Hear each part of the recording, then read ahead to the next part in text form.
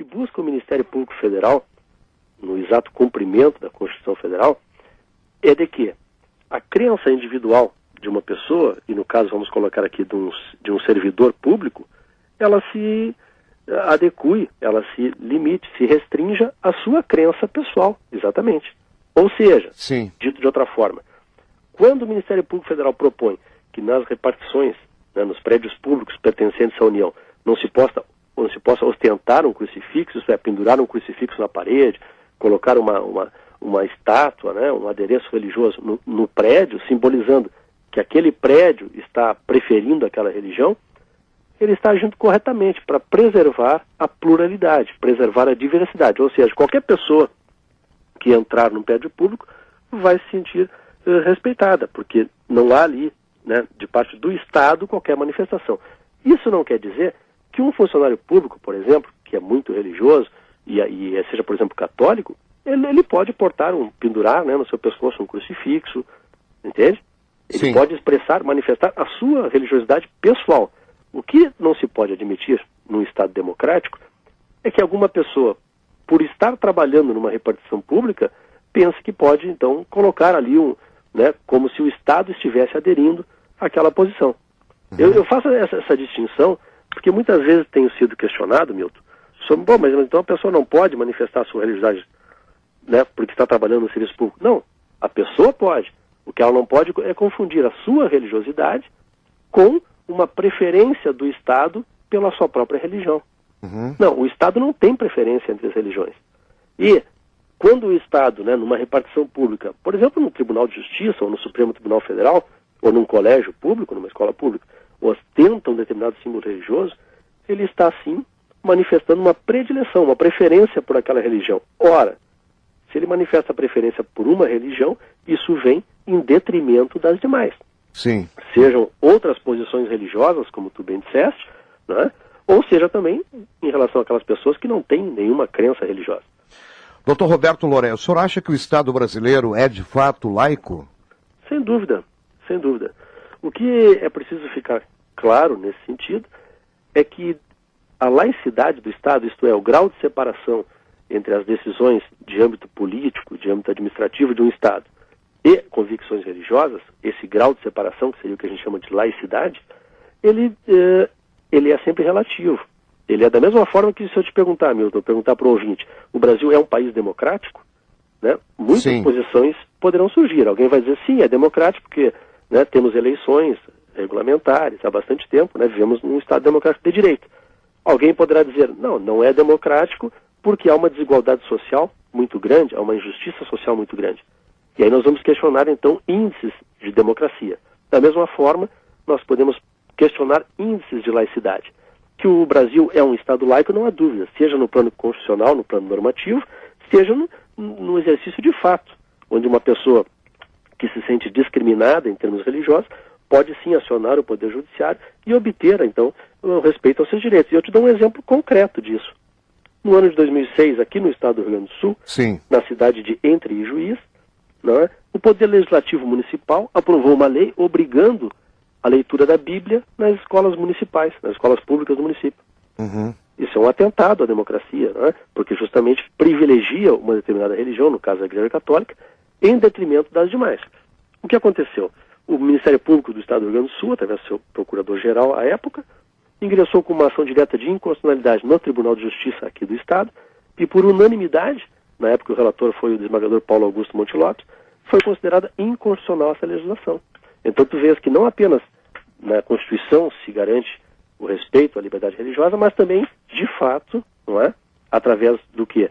De uma provocação ao Ministério Público, de uma provocação ao Poder Judiciário e uma decisão que restabeleceu, então, a democracia, não é? E o respeito à pluralidade religiosa no município de Entre Ijuís, nesse exemplo que eu estou te dando. Dr. Roberto Loré, qual é a sua avaliação aí sobre, por exemplo, as bancadas evangélicas aí dentro do Congresso, nas assembleias legislativas, enfim? Olha, eu tenho algumas experiências, né, diretas em lidar com essas bancadas, na medida em que, porventura, em 2 ou 3 oportunidades, fui convidado como palestrante em audiências públicas no Congresso Nacional. E, não generalizando, não se pode de forma alguma generalizar, Mas há sim alguns deputados que estão colocando a sua confissão religiosa, né, eu diria o seu livro sagrado, acima da Constituição. E isso eu considero, para dizer o mínimo, muito perigoso, não é? Onde um representante do povo, não é? Um deputado federal, que tem ali a missão primordial de fazer valer a Constituição, ele acha que a Constituição está abaixo do seu livro sagrado, nós temos aí um risco à democracia, né? Porque se pode, com facilidade, resvalar para um autoritarismo de caráter religioso, né? Um Estado teocrático. Uhum. Um aspecto interessante que eu vi sobre uma entrevista sua e também no seu livro, no seu material, é que um aspecto muito relevante é que o Estado laico garante que as pessoas possam discordar de sua própria religião, não é isso? Claro. Católicos, por exemplo, não gostariam que lhes fosse imposta por lei a sua própria doutrina religiosa, que não pudessem se divorciar ou usar a pílula anticoncepcional ou preservativos. Isso, tu trazes muito bem esse exemplo, Milton. É a diferença entre se viver num Estado laico e um Estado religioso, não é? Aqui no Brasil, a pessoa pode ser católica, frequentar a igreja, ir à missa, não é? Seguir as orientações da sua igreja e, ao mesmo tempo, utilizar, por exemplo, a pílula anticoncepcional. Por quê? Por que tem essa liberdade, como tu disseste, de discordar da própria orientação, né, da sua igreja? Porque nós temos um Estado laico. Só um Estado laico assegura isso. Se o Estado fosse religioso, e, vamos dizer, e essa hierarquia da Igreja Católica, né, que hoje é representada pelo Papa Bento XVI, o então Cardeal Ratzinger, né, teríamos o que se fosse um Estado religioso? Seria proibido a pílula anticoncepcional no Brasil. Porque o Estado estaria seguindo uma determinada orientação religiosa. Felizmente, não é assim. Felizmente, os católicos brasileiros, e 96%, 98% dos católicos brasileiros, são a favor do uso do preservativo, por exemplo. E isso é muito bom, porque isso assegura, não é, que nós conseguimos enfrentar, por exemplo, a epidemia de AIDS, né, com sucesso. Através do quê? Através de políticas públicas de saúde que contemplam a diversidade religiosa, contemplam a pluralidade. Por que é importante isso? Porque se o Estado brasileiro não fosse laico e seguíssemos uma determinada religião, talvez não fosse assim. Talvez o Estado, então, proibisse o uso do preservativo para atender uma determinada orientação de uma determinada uma religião, uma instituição religiosa. Veja a diferença, e é muito importante destacar isso para o ouvinte. Né? Por quê? Porque quando se fala em laicidade, fala em Estado laico, Estado separado da igreja, muitos ouvintes, às vezes, acho que por desconhecimento sobre a matéria, se assustam. Ficam achando, não, mas então estão querendo acabar com a igreja? Ou então, por exemplo, no caso concreto, o Ministério Público Federal está pretendendo retirar os símbolos religiosos dos prédios públicos da União, né, no estado de São Paulo. Ah, mas então vai se proibir, então, crucifixo na igreja? Isso eu já ouvi, Milton. Sim. Não, mas então agora o próximo passo é proibir os símbolos religiosos da igreja? Não, de forma alguma. Não é disso que se trata. Se trata de que, justamente, a prática religiosa tem os seus espaços. A pessoa tem a sua fé, ela vai no seu templo, vai no terreiro, vai na igreja, ou qualquer que seja o seu pertencimento religioso. Agora, quando ela está no prédio público, dou um exemplo, eu sou juiz de direito. Na minha sala de audiências, eu não posso utilizar como se fosse minha, porque, na verdade, ela é do Estado, a sala de audiência. E ali muitas pessoas são obrigadas a estar presentes. Não é? Então é diferente, por exemplo, da minha mesa de trabalho no meu gabinete. Ali é um espaço que também pertence ao Estado, mas é de uso reservado, meu. Ali na minha mesa eu posso até ter um símbolo da minha preferência, mas na minha sala de audiência eu não posso. Por quê? Porque, eventualmente, uma pessoa, uma testemunha, um réu num processo, pode estar sendo obrigado a comparecer ali e ter que se submeter à minha preferência religiosa, exercida, né, através de um símbolo que eu, porque tem a minha preferência, vou impor a ele, né, através do Estado. É talvez um pouco complicado para o ouvinte, mas a ideia é essa, que o espaço público não pertence ao servidor público, não pertence ao chefe da repartição, não pertence ao diretor da escola, não pertence ao magistrado, pertence sim a todo o povo brasileiro. Por isso ali é um espaço neutro em termos religiosos. Ali não cabe a ninguém tentar impor, tentar criar uma preferência pela sua religião pessoal. O senador Magno Malta ele foi à tribuna no Senado da República e comparou os homossexuais aos necrófilos e pedófilos. E não teve sequer uma advertência, absolutamente nada. E na Assembleia Legislativa do Estado de São Paulo, o deputado Gianazzi lançou à frente a parlamentar GLBT e no dia uma travesti se apresentou e ameaçaram ele de cassação e no fim lhe deram uma advertência. O conservadorismo impera entre esse sistema todo também que vai de encontro ao Estado laico? Também eu volto a insistir no aspecto de que não se pode generalizar, não é? Em qualquer instituição religiosa, nós temos pessoas ponderadas, pessoas, eu diria, de boa vontade, que exercem a sua crença religiosa, que acreditam nos seus valores, não é?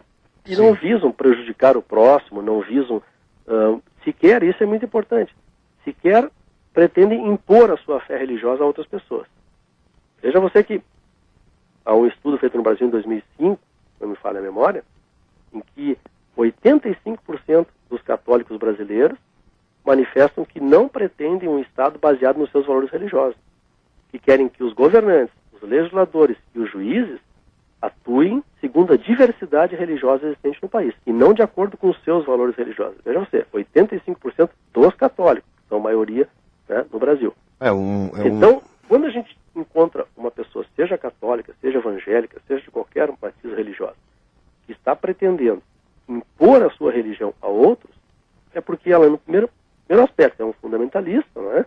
Sim. É um radical, não tem um espírito democrático de convivência com a diversidade e, especialmente, é uma pessoa que não acredita na fé. Uhum. Por que eu posso dizer isso? Porque a fé, o mérito da fé, o mérito da crença é a voluntariedade, a espontaneidade, né? A adesão voluntária àquela crença. Se você é obrigado por lei a crer em determinada religião, essa fé não tem valor, não, porque não é uma adesão voluntária, não é uma fé propriamente dita. Uhum. Você está sendo coagido, está apenas respondendo a uma obrigação. Senhor... Pois não. Não, pois não, diga. O senhor acredita, doutor Roberto Loré, que a homofobia está ligada à não laicidade do Estado? Com certeza. Uhum. Com certeza. Por quê? Por quê? Nós temos no Brasil, infelizmente, ainda, isso com o tempo vai mudar, mas hoje ainda estamos nesse estágio, né, da nossa secularização, em que depois de 4 séculos, falei 4 séculos, Sim. 400 anos praticamente, Uhum. de ditadura religiosa, desde a chegada dos portugueses, a fé católica foi imposta. E não foi imposta, como eu referia, por uma questão voluntária, uma adesão, né? Uhum. Eu converso contigo e te convenço, e tu, né, resolve aderir a essa crença, te converte a essa crença. Não, foi imposta por lei. As constituições primeiras do Arcebispado da Bahia, um documento de 1707, né, ele impunha a fé católica. Né? Uhum. Quando o pai tinha que ensinar o filho a doutrina católica. O professor na escola tinha que ensinar o aluno a doutrina católica. Sim. E sob penas, isso era uma obrigação. Uhum. Então o que acontece? Ainda hoje, como um ranço desse período, embora nós já vivamos numa democracia, embora a nossa Constituição, no artigo 5º, inciso 6º, assegure a liberdade de crença, no artigo 19, inciso 1, assegura a separação Estado e Igreja, nós temos na nossa escola pública ainda o ensino religioso.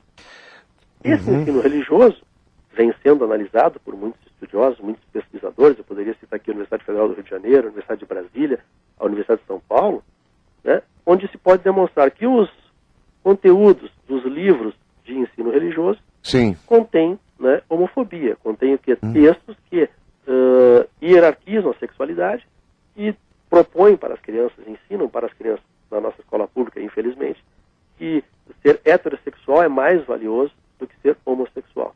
Evidentemente que com esse ensinamento passado na escola pública, né, nós vamos ter o quê? Como a própria Unesco veio ao Brasil e as nossas crianças são homofóbicas. Né? Ou seja, tem pânico, tem pavor, tem receio da homossexualidade. E mais grave, como tu disseste antes, algum deputado, algum agente político do Estado confundir homossexualidade com pedofilia.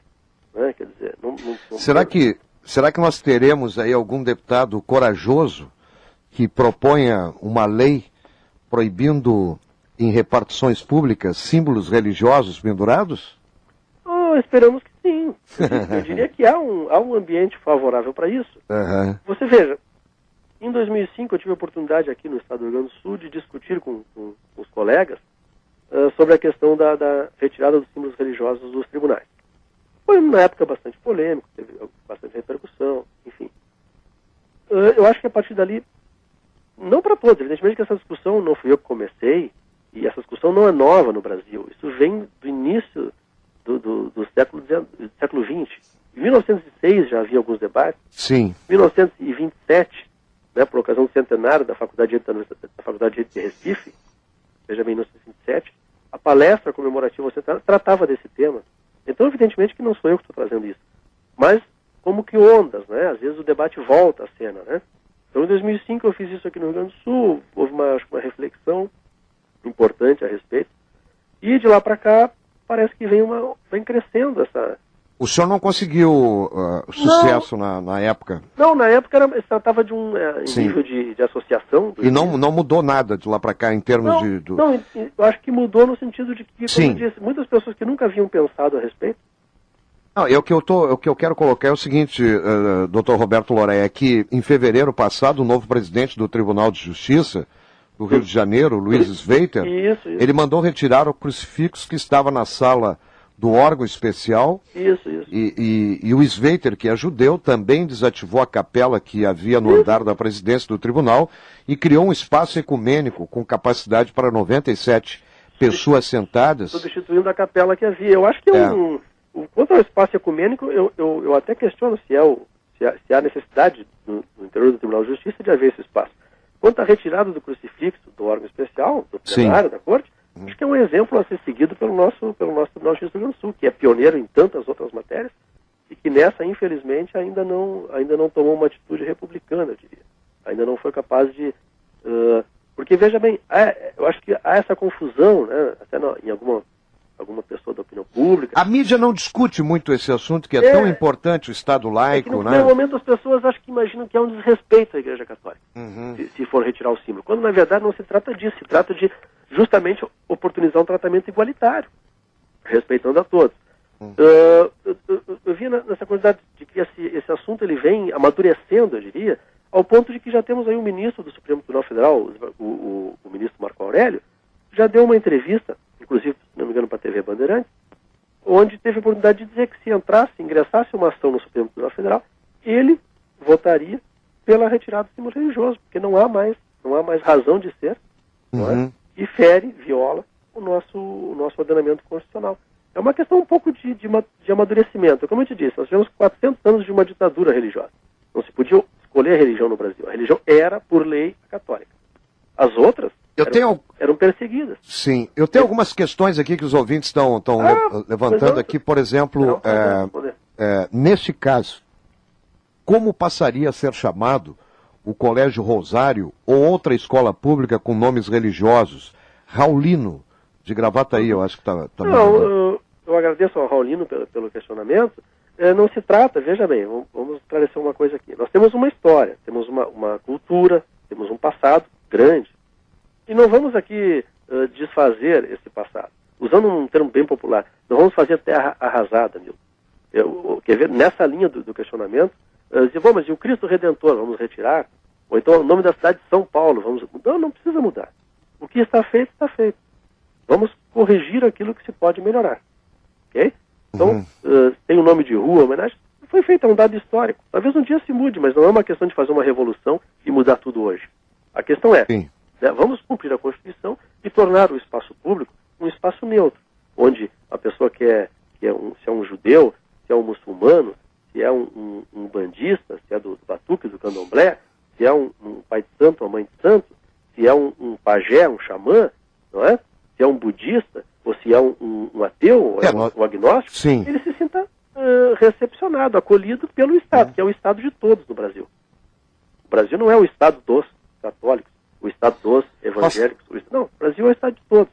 Nós temos e assistimos assim muito, por exemplo, na Câmara dos Deputados, no Senado da República, aqui na Assembleia Legislativa, sinceramente eu não lembro, não observei, vou observar isso amanhã. Mas no Congresso Nacional eu sei que tem atrás da mesa diretora, um crucifixo. E quando o presidente abre a sessão invocando a proteção de Deus e tal, e tem um crucifixo atrás. Eu sei que aqui na Assembleia Legislativa do Rio Grande do Sul tem uma capela na entrada ali, né? Ali tem uma capela.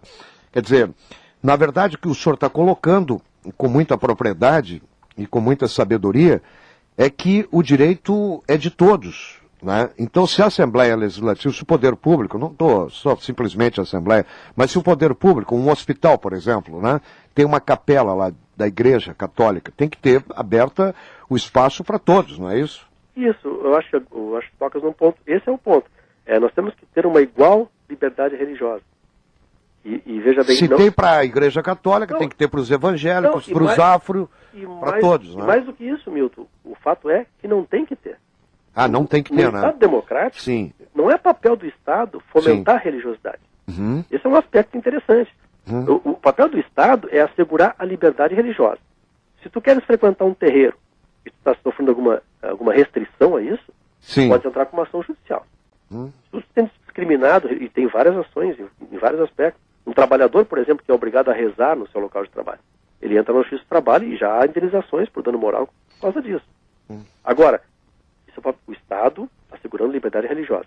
Mas não é papel do Estado fomentar a religiosidade. Até porque, para o Estado democrático, como é o Estado brasileiro, não faz diferença se tu é religioso ou se tu é ateu, se tu acredita em Deus ou se tu não acredita em Deus. Tu tem perante o Estado o mesmo valor de cidadão.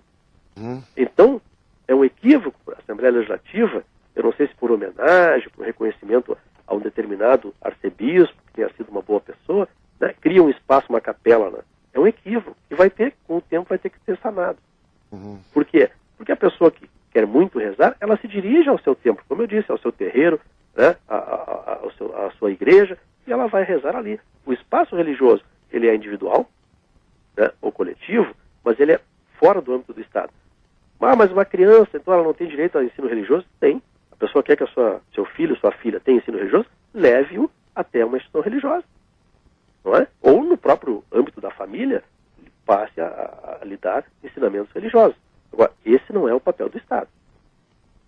O presidente Lula, né, assinou um documento que é uma concordata, né, com o Vaticano. Documento que foi assinado pelo presidente Lula no Vaticano. Infelizmente esse foi, acho que, um dos piores atos do presidente Lula, né, durante todo o seu período na presidência. E a própria mídia não divulgou isso, até porque foi... O acordo é sigiloso, o acordo é secreto. Secreto, né? É o que acontece. Em 2007... Mas que compromete o Estado laico, que compromete a sociedade brasileira, né? Comprometeria, se fosse aprovado no Congresso Nacional. Ainda não foi. Em que pese a pressão que está sendo exercida pela CNBB, ainda não foi, porque os maçons já perceberam que esse acordo fere a laicidade do Estado, os evangélicos perceberam isso, né? A igreja metodista já percebeu isso, diversas instituições de âmbito nacional já se manifestaram contra esse acordo. Tivemos agora, antes do recesso do Congresso, audiência pública lá no Congresso Nacional, onde foi debatido o tema, e algumas curiosidades aparecem sobre isso, né? O ministro Celso Amorim, das Relações Exteriores, fez uma manifestação dizendo que o acordo já havia sido amplamente debatido. Amplamente com quem? O acordo jamais foi debatido. Esse acordo só foi divulgado pelo Ministério das Relações Exteriores no dia 18 de novembro de 2008, se não me falha a memória, no dia em que ele foi assinado. Até esse dia, Milton, não se sabia o conteúdo. A Folha de São Paulo fez um editorial, não é, justamente reclamando que esse acordo estava sendo tramado em sigilo e que não pode, evidentemente, o Estado brasileiro fazer um acordo com o Vaticano secretamente. Aliás, isso é importante, temos tempo para discutir. Tem sim. É comum, na história das concordatas, o que são acordos assinados entre um Estado soberano e o Vaticano. É comum que se faça em períodos de ditaduras militares, em períodos de exceção. E mesmo, e aqui não se trata de fazer um elogio à ditadura militar, né? Evidentemente que não. Há que ser repudiada sempre, quando se violou o Estado Democrático de Direito no Brasil. Mas é preciso que se diga também que nem mesmo no regime militar se assinou uma concordata com o Vaticano.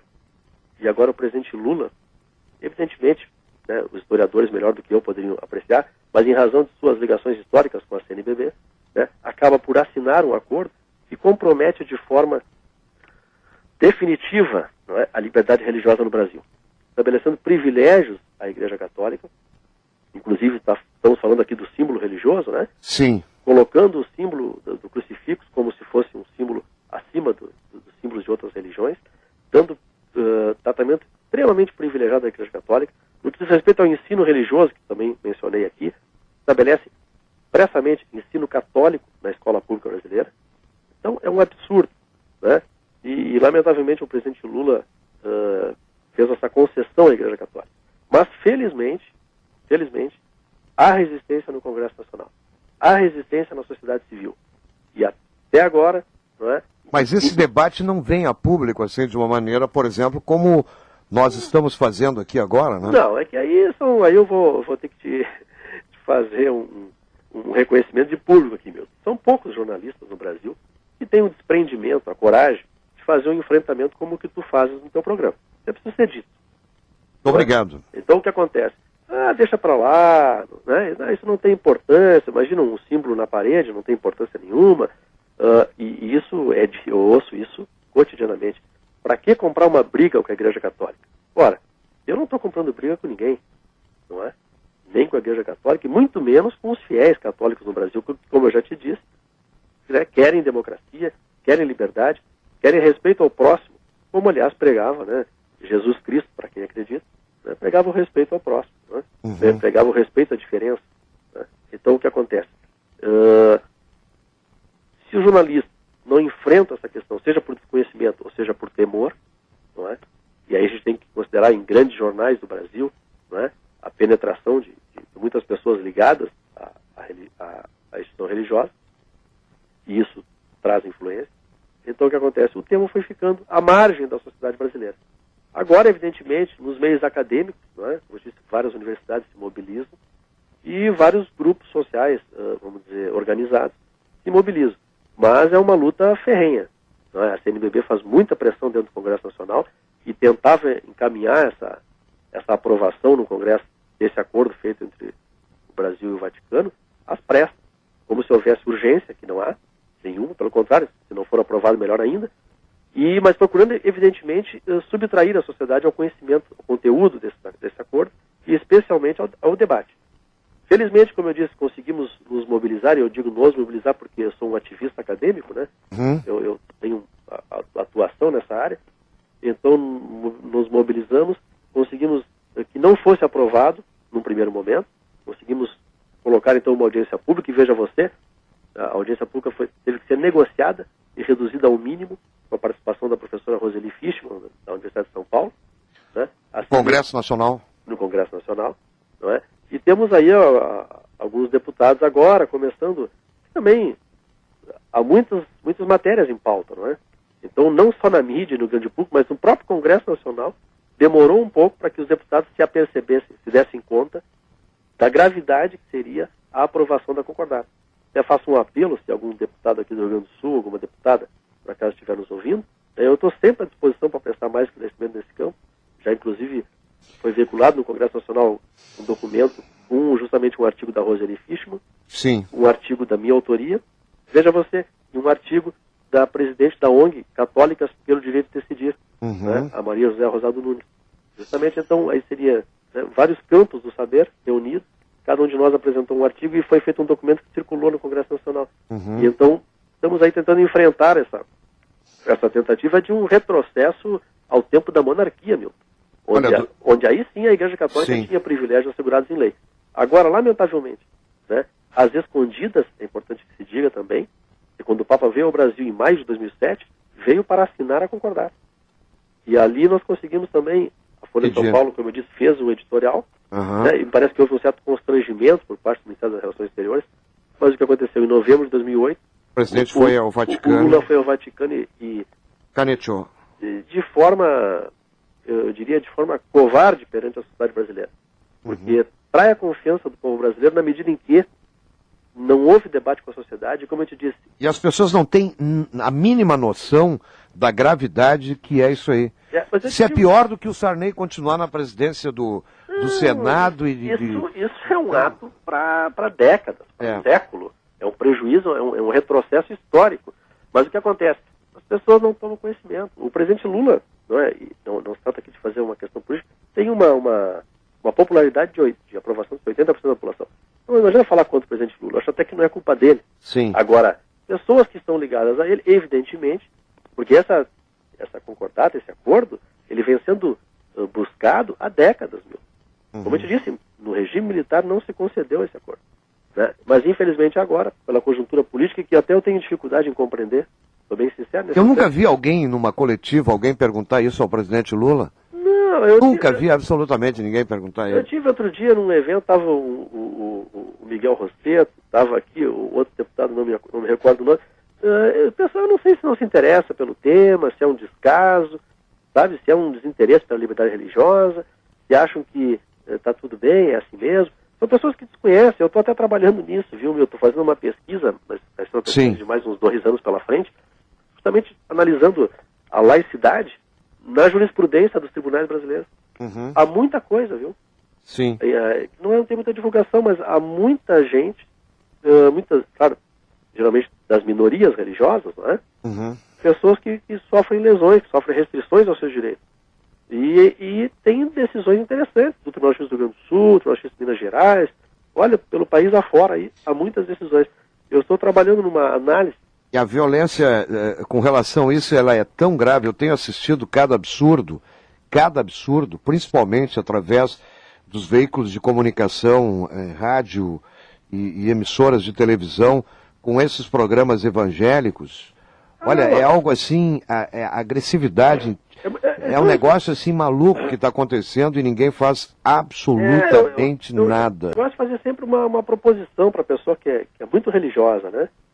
Que acredita muito no seu livro sagrado, né? Que lê muito, que vive com intensidade. Eu acho isso muito autêntico, né? Só acreditar naqueles valores e viver aquilo com intensidade. Isso eu não vejo problema nisso. Agora, uma questão que eu proponho é assim, né? Se essa pessoa, ela acha que esses valores, que são os seus, devem ser impostos a todos. E pensar o seguinte, que amanhã uma outra religião pode conquistar a maioria aqui no Brasil, e aí então ela concorda que ela teria que se submeter a essa outra religiosidade? É por aí, será? Ou será que devemos preservar a liberdade que ela dispõe hoje de aderir a uma religião e amanhã depois se afastar dessa religião? E por exemplo, assim, o senhor como um juiz de direito, os veículos de comunicação são concessões públicas, certo? Sim. Concessões públicas. Eles poderiam ter esses espaços que tem hoje de pregação evangélica da maneira como é feito? Olha, eu te dou, é uma questão que está colocada, está em aberto. Não é? Primeiro ver se isso aí presta, como eu te disse, eu vejo da seguinte forma, o Estado democrático, não só o Brasil, sim, as sociedades modernas, não é papel do Estado fomentar a religiosidade. Então, enquanto concessão pública, não está prestando nenhum serviço público relevante. Por outro lado, coloca a TV educativa, a TV Cultura, exibe no domingo uma missa católica. Não, tem o canal de televisão só dos evangélicos e dos católicos. Isso, por exemplo, no México... A Rede Vida, por exemplo, é um canal só de católicos. No México é proibido, meu. No México, um grupo religioso, uma instituição religiosa, não pode ter um canal de televisão. São questões... E nós não estamos falando só dos católicos, como não pode ter um canal de televisão de afro também. Não, é evidente. Isso é até bom tu destacar esse aspecto para que não paire de dúvida no ouvinte. Eu falo de... Estamos fazendo campanha contra a Igreja Católica, não é isso? Eu falo de igual liberdade religiosa. Tu tira o crucifixo e coloca, eu não sei, como é que chama, um orixá, sim, eu vou ser contra, sempre. Aí já me disseram, não, mas então coloca do lado. Eu te pergunto, e faço essa proposta para o ouvinte. Alguém acredita, né, que num tribunal onde tem um crucifixo lá no plenário, se alguém chegar lá e oferecer um orixá, como é que chama? Patuá, orixá, eu também não... religioso, símbolo, né? Ele vai ser colocado ao lado do crucifixo lá? Alguém acredita que há espaço para isso? Eu não acredito. E digo mais, né, mesmo que houvesse espaço, é inadequado, é equivocado, porque o artigo 19 da Constituição Federal, ele proíbe a aliança entre o Estado e a Igreja. E a aliança pode ser econômica, financeira, material, pode ser simbólica. E justamente a presença de um crucifixo no Tribunal de Justiça do Rio Grande do Sul, por exemplo, ou no Supremo Tribunal Federal, estabelece no plano simbólico uma aliança entre o Estado e essa determinada igreja, em detrimento das demais. Está dizendo que o Estado brasileiro, ele prefere, vamos dizer assim, ele indica, ele recomenda, ele aponta como uma igreja melhor do que as outras, a Igreja Católica é representada no crucifixo. Eu tive a oportunidade de participar de outros programas de rádio. Sim. Por exemplo, houve uma ligação de uma pessoa espírita que disse que sim, que se sentiu ofendida com a presença daquele símbolo. Aqui o Luiz Cláudio está dizendo o seguinte: a capela não impede, Milton, a capela não impede a presença de pessoas de outras religiões ou que não tenham religião alguma. Feliz o povo que tem Deus por seu Senhor. Se fosse assim, nosso país não estaria do modo que está. 4 de agosto de 2009, Luiz Cláudio. Olha, eu já faço algumas considerações para o Luiz Cláudio. Por que feliz o povo que tem Deus? Será que quem não acredita em Deus é menos digno do que quem acredita? Ele está partindo de uma premissa religiosa. A nossa Constituição não admite isso, Luiz Cláudio. Eu tenho que dizer para as pessoas o seguinte: eu respeito a fé, né, e respeito e defendo. Se ele estivesse sofrendo uma restrição, se ele, por exemplo, ligasse para dizer que sofreu uma... Eu estou defendendo a liberdade religiosa. Não é? Agora, eu não posso admitir que ele parte dessa premissa, né, de que acreditar em Deus é melhor do que não acreditar.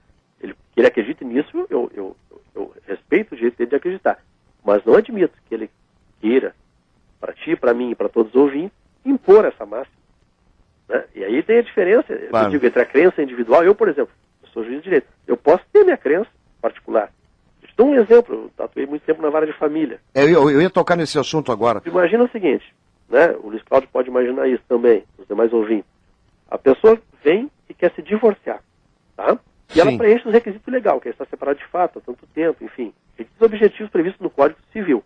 Você imagina eu dizer para essas pessoas, enquanto juiz, que elas preenchem os requisitos legais, mas eu, pela minha fé religiosa, não posso decretar o divórcio porque a minha religião é contra o divórcio e eu acredito muito na minha religião. Seria um absurdo jurídico. Sim. Você veja bem? Então, eu não estou querendo desrespeitar essa ou aquela religião. Estou dizendo o seguinte: no Estado, quando eu sou um agente do Estado, um juiz de direito, um legislador, né, um vereador, um deputado, um governante, seja um prefeito, um presidente da República, não interessa a minha fé religiosa.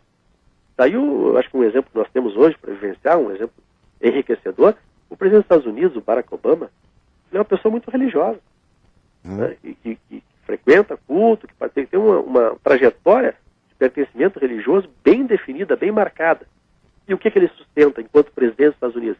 Ele sustenta o aborto, né, não o aborto em si, mas que a pessoa possa fazer opção pelo aborto. Desde que, né, o aborto não é crime, e nem vai se tornar durante a presidência dele. Por que isso? O que ele está dizendo? Tem um texto dele até disponível no YouTube, para quem tem acesso à internet, né? Barack Obama fala sobre religião. É um texto, são 4 minutos. É muito esclarecedor. Muito esclarecedor. Eu recomendo muito às pessoas que tem em inglês, mas tem a legenda em português, inclusive. Né? Onde ele vai dizer isso. Ele diz o seguinte: isso é um texto dele ainda na campanha para a presidência, veja bem. Sim. A autenticidade dele. E ele diz o seguinte: se há algo que nós não somos mais, é uma nação cristã. Falando dos Estados Unidos.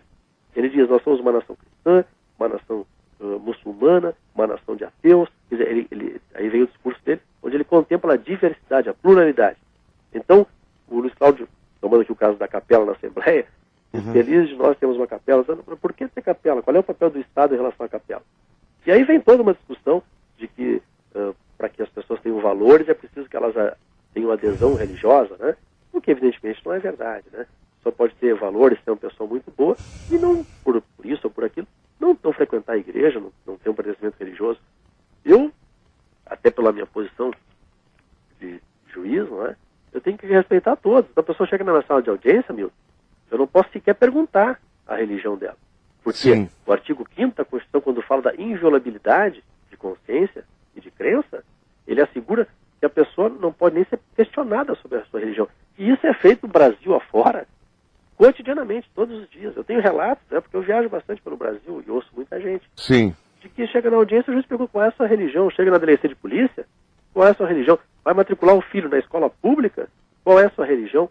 A pergunta é inconstitucional, viola a liberdade da pessoa, né? Isso é uma questão privada. E só quem pode perguntar isso... E a escola que faz os alunos rezarem antes de começar... Eu já te respondo, só vou complementar. Sim. Só quem pode perguntar a religião de uma pessoa, a nível assim, do Estado, é o censo demográfico, porque aí não vai ser revelado, não, é impessoal, não é? É só para dados estatísticos. Então, do censo cabe, para a gente saber quem é o Brasil, como é que é formado o Brasil, quais são as pessoas, uma questão demográfica. Mas individualmente, individualizar, identificar da pessoa, né, é um absurdo. Mas é feito cotidianamente. Porque as pessoas ainda não têm, na verdade, consciência Né? Mas isso está mudando. Felizmente, como eu disse, né? Com espaços como esse teu, onde a gente pode debater isso com transparência, com tranquilidade, né? Acho que as pessoas vão parando um pouquinho, pensando a respeito. Acho que vão vendo que é melhor para todos, né? Que a gente vive num espaço democrático, onde nenhuma religião seja imposta.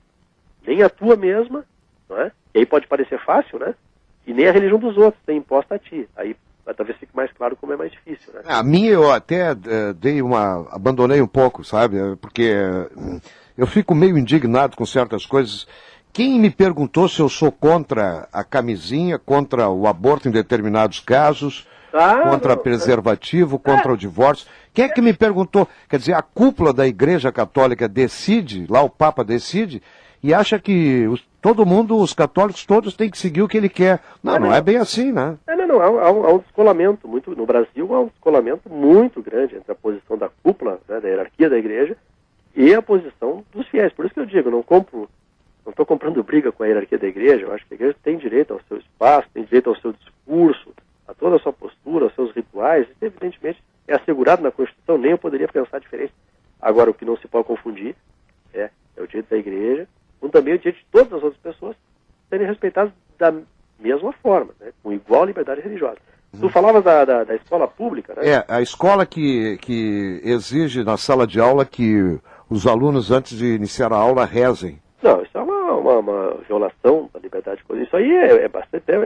eu gosto de ser bem didático, bem esclarecedor, né, quando falo assim para o público. Se fazer um exemplo, né, a pessoa tem uma determinada crença religiosa, independente de qual seja, ela vai numa escola pública, e aí o filho, a filha, está sendo constrangido a rezar, seja nessa mesma crença, seja noutra, ele pode procurar a Defensoria Pública, pode procurar o Ministério Público e denunciar isso, porque isso é uma violação da Constituição. Não é? A criança vai na escola para aprender, né? Aprender ciência, aprender matemática, português, história. Né? A questão da religião, eu já disse, é no âmbito da família, e se a família entender assim, leve a criança, então, num espaço religioso. São inúmeros, leve a criança num espaço religioso. Na escola pública não é um papel da escola exercer esse papel. Há um dispositivo na Constituição, alguém pode dizer, mas há um dispositivo na Constituição, né, que fala do ensino religioso, né, facultativo e tal. Esse dispositivo é inconstitucional. Tenho tranquilidade de afirmar isso. Por quê? Porque o dispositivo mais importante da Constituição, até gostaria de citar um colega aqui, o professor doutor Ingo Sarler, não é? Especialista na matéria, ele diz, eu gosto muito da expressão, né, a dignidade da pessoa humana. Esse é o valor principal da nossa Constituição, o princípio máximo. E é nessa perspectiva, né, vamos dizer, esse princípio da dignidade da pessoa humana é que ilumina, né, todo o texto constitucional, todo o ordenamento jurídico brasileiro. A Constituição, as leis, atos administrativos, regulamentos, qualquer matéria de direito, qualquer norma, né, tem que estar iluminada por esse princípio. Então você imagina, dá um exemplo aqui, né, o sujeito é um pai de santo, até pode ser conhecido, eventualmente numa cidade pequena, e os filhos dele têm que ir para a escola pública. Veja bem, ele não colocou o filho numa escola privada católica, onde receberia naturalmente ensinamento católico. Não, ele botou o filho numa escola pública. Tá? E o que acontece? Chega lá, o filho é obrigado a rezar, está me dizendo? Como é que fica? O filho chega em casa, o pai representa uma religião, exerce uma religião. Ele vai para a escola pública do Estado e ele é obrigado a se curvar, se submeter a outra crença? E fazer o quê? Negar a própria crença? Negar a crença da sua família? Como é que fica essa situação? Isso, Milton, eu não tenho dúvida, fere a dignidade da pessoa humana. Eu conheço um amigo que tem um filho de 13, 14 anos, que chegou em casa e comentou com o pai dele, olha pai, na escola eu recebi hoje uma aula e me ensinaram o seguinte, que não se deve usar preservativo, não se deve usar camisinha. Isso é um atentado à saúde, né? É um absurdo. Não é? Um absurdo, né? É um absurdo, evidentemente. O que eu posso dizer? Bom, eu vou, aqui até eu peço antecipadamente desculpas se algum católico, alguma católica se sentiu ofendida, não é disso que se trata. Eu vou relatar um fato concreto, ok? Sim. O Papa Bento XVI esteve recentemente na África e fez um discurso orientando as pessoas, né, jovens que estavam assistindo a sua fala, a que não usassem o preservativo. Eu vou te dizer só, não sou eu que estou dizendo, o Ministério da Saúde da Alemanha, de onde é originário o Ratzinger, né, que ele é alemão, o chamou de irresponsável. Né? Vários estadistas, a França, a Alemanha... E não pode ser diferente, né? Chamou, por que irresponsável? Porque estava praticando um ato contra. Imagina você um adolescente, se deixa influenciar por isso e eventualmente vai, né, praticar um ato sexual sem estar protegido, acaba contraindo o vírus do HIV. Ou um filho, né? Né? Com 13 anos, 14 anos. Então, infelizmente, é como tu disse, né? Algumas coisas até às vezes levam a gente a se afastar um pouco da igreja. Mas não vamos confundir, né? Sim, também já exatamente. Isso. A posição o Estado laico do Papa não é a posição, evidentemente, do fiel católico brasileiro, que eu já disse, 98% aprovam o uso do preservativo. E continuam se achando, essa pesquisa, continuam se achando bons católicos. Não é? É que pessoal, o que é ser católico, o que é ser evangélico, o que é ser umbandista. Cada um tem a sua concepção. E isso o Estado laico assegura, né? Você pode ter a sua crença, mas não pode ser obrigado a exercer essa crença. E esse é o valor da fé. O libertador das Américas, né, o Simão Bolívar, dizia isso já em 1800 e pouco. Dizia que o valor da fé, né, está na adesão voluntária. Né? Isso, o que hoje a modernidade, vamos dizer, a ciência moderna aponta com muita clareza, né? Posso citar aqui a Hervé Léger, né? Danielle Hervé Léger, uma antropóloga francesa, ela vai dizer que o discurso religioso ele só tem legitimidade, né, num público, naquele auditório que adere voluntariamente a essa crença. Então, o que eu te digo, em que pese se refira, alguém poderia me corrigir, não, mas o ensino religioso no Brasil é facultativo. Quem tem filho pequeno, na idade aí de 7, 8 anos, o que vai fazer na hora do ensino religioso? É facultativo. O que vai fazer na hora do ensino religioso? Uma criança, o teu filho, fica no corredor, fica no pátio, onde é que ele fica? Isso, evidentemente, se traduziria num estigma, aquela criança fica marcada, aquele ali é o filho do fulano. É o filho do fulano que né? não gosta. Aquele ali não assiste a aula religiosa. Isso com uma criança de 7, 8 anos, é tu exigir dela uma personalidade, né? Uma capacidade de enfrentamento das questões que não se pode exigir. Isso traduz num constrangimento. E no meu modo de ver, como eu já disse, isso viola a dignidade da pessoa humana. Ele está ali para aprender, para ser instruído, e não para ser doutrinado religiosamente. Né? Faz parte, e tem autores que estão trabalhando muito essa questão, acho muito importante. Né? Eu tenho um filósofo americano, Sam Harris, que trata desse tema. A criança, né, o adolescente, mas a criança especialmente, eu tenho filhos pequenos e convivo com isso, e vamos dizer, me delicio com isso. Né? Eles têm aquele questionamento, aquele espírito, né, de questionar, de querer aprender, de querer saber as coisas. E esse filósofo americano coloca da seguinte forma, né? Você não pode ensinar para uma criança que ela não deve questionar, ela deve aceitar aquele dogma, não é? Porque é o dogma da sua igreja. Não, você deve ensinar a criança a questionar e buscar as respostas. E nesse ponto, eu admito, eu me seduzo muito mais pela ciência, né? Que tem verdades que são questionáveis, né? Que tem que ser demonstradas e pode amanhã depois serem modificadas através de novas respostas, do que dogmas que não podem ser questionados, né?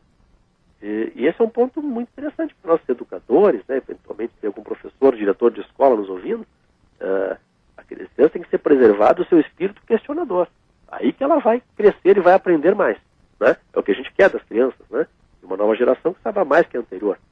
Como ensinar para as crianças na escola pública que elas não devem questionar, que elas devem aceitar um dogma?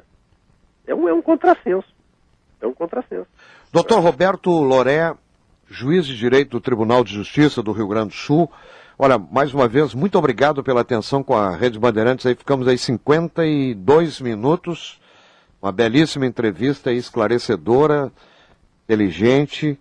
Muito obrigado pela atenção com a Bandeirantes. E vamos, muito breve aí, retomar esse assunto, porque eu acho de fundamental importância para os brasileiros, que é essa questão do Estado laico. Agora, posso antecipar ao senhor, viu, doutor Roberto? Salve que eu esteja enganado, eu dificilmente me engano com isso. Não espere mais nada, absolutamente nada, praticamente nada deste Congresso Nacional que aí está. Vamos fazer uma aposta na próxima legislatura, porque essa aí está completamente desconectada, completamente fora da realidade da sociedade brasileira, viu? Milton, só me resta agradecer a distinção de mais uma vez ser convidado para participar do seu programa. Nós é que agradecemos e, mais uma vez, em nome da Rede Bandeirantes, muito obrigado pela sua atenção e uma grande quarta-feira para o senhor. Um abraço forte. Obrigado, igualmente. Conversei com o juiz de direito do Tribunal de Justiça do Estado do Rio Grande do Sul, Dr. Roberto Loré. O Roberto Loré esclarecendo aí essas questões que envolvem o Estado laico, né? É bom dizer que, para as pessoas não confundirem, né? Estado laico é a separação entre a religiosidade e Estado. Deixar bem claro isso. Não é a negação das religiões e nem está se propondo aqui um Estado ateu. Pelo contrário, é o respeito oficial pelos vários cultos existentes no Brasil. Isso que a gente está colocando aqui. A laicidade também garante que as decisões do Estado não sejam pautadas por crenças de fé individuais ou coletivas. É isso que a gente está falando, para não dar uma interpretação aqui de repente que estamos fazendo campanha contra a Igreja Católica, evangélica, enfim, não. Espaço é para todos. E está aqui a decisão, achei muito interessante essa decisão, do Ministério Público Federal do Estado de São Paulo, Ministério Público Federal, que ajuizou uma ação civil pública para obrigar a União a retirar todos os símbolos religiosos ostentados em locais de ampla visibilidade e de atendimento ao público em repartições públicas federais lá no estado de São Paulo, né? E em fevereiro do ano passado, o presidente do Tribunal de Justiça do Estado do Rio de Janeiro, Luiz Sveiter, mandou também retirar o crucifixo que estava na sala do órgão especial. Mandou retirar. Tá aí. Muito obrigado pela audiência, você ligado na Bandeirantes.